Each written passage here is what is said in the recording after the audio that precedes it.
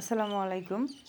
ভিডিওতে দেখতে পাচ্ছেন এটা হচ্ছে গাইবান্ধা রেলওয়ে স্টেশন। আমি গাইবান্ধা একটা কাজে গেছিলাম আর সেখানে গিয়েই এই ভিডিওটা করা।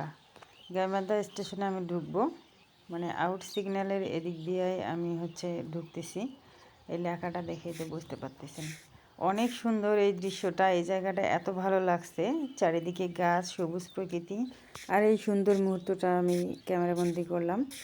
এদিকে ছাগলও দেখা যাচ্ছে, ট্রেন আসার আগ পর্যন্ত ছাগলগুলো মনে হয় ঘাস খায়।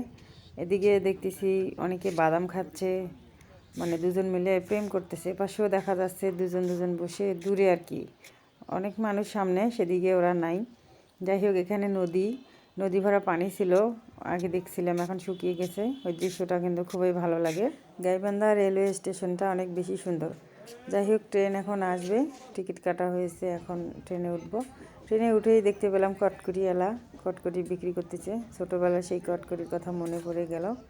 আর এই কটকরিগুলো খেতে কিন্তু অনেক ভালো লাগে, দাঁতের নিচে পড়লেই কটকট শব্দ। এখন আমি বাইরের দৃশ্যটা আর কি ভিডিও করতেছি।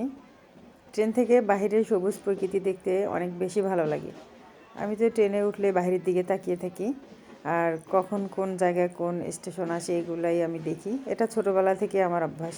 দূরে কোথাও জার্নি করার সময় আমি বাইরে দেখি যে কি লেখা আছে, লেখাগুলো পড়ি। অনেক ভালো লাগে ট্রেনে জার্নি করতে। আর এটা হচ্ছে দোলন চাপা গাড়ি, যে কোনো স্টেশনে থামে না। পীরগাছা স্টেশনে নেমে যাব। ভালো থাকবেন সবাই। কেমন লাগলো ভিডিওটি জানাবেন।